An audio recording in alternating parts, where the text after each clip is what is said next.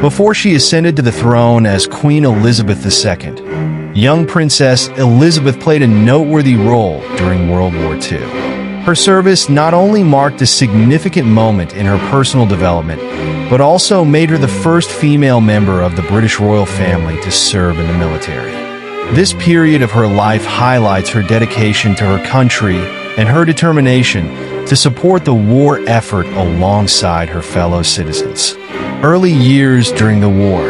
When World War II broke out in 1939, Princess Elizabeth was just 13 years old.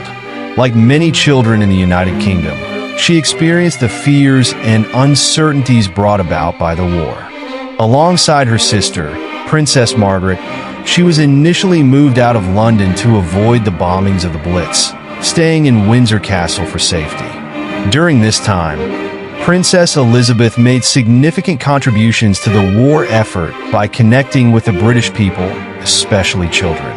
In 1940, she made her first public speech at the age of 14 during a BBC radio broadcast on the Children's Hour program, offering words of hope and solidarity to children who had been evacuated or separated from their families due to the war. Joining the Auxiliary Territorial Service, ATS. As she grew older, Princess Elizabeth sought a more direct way to contribute to the war effort. At the age of 18, in 1945, she insisted on joining the Auxiliary Territorial Service, ATS, which was the women's branch of the British Army. Her father, King George VI, supported her decision, allowing her to enlist despite the risk and the fact that it was unusual for a member of the royal family to serve in such a capacity. In the ATS, Princess Elizabeth trained as a mechanic and military truck driver. She was given the rank of second subaltern, later promoted to junior commander, and spent her time learning how to drive and maintain various military vehicles, such as ambulances and trucks.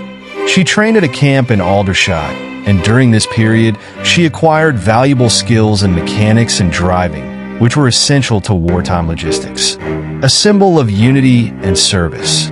Princess Elizabeth's involvement in the ATS was highly symbolic. The British public saw her decision to join the military as a demonstration of solidarity with the nation's common people, many of whom were also contributing to the war effort.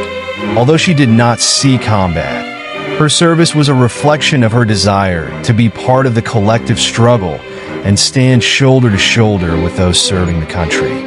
Her work in the ATS also played a role in breaking down traditional barriers regarding women in the workforce and military roles.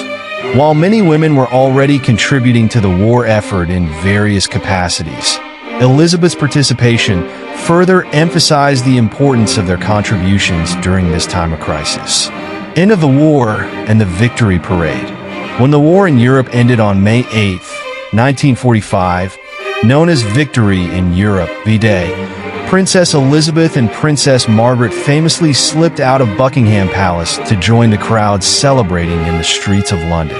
Disguised and blending in with the public, they experienced the joy and relief of the victory alongside ordinary citizens, a rare moment of freedom for the future queen. After the war, Elizabeth's involvement in the ATS remained a point of pride for her and a cherished memory. Her military experience, though brief, helped shape her sense of duty and commitment to public service, traits that would define her historic reign as queen. Legacy of her World War II service. Queen Elizabeth's experience during World War II left a lasting impression on her sense of responsibility and leadership. It fostered her strong connection with the British people and her deep understanding of the importance of duty, service, and resilience. Throughout her long reign, she often reflected on the wartime period, drawing from the lessons learned during those challenging years.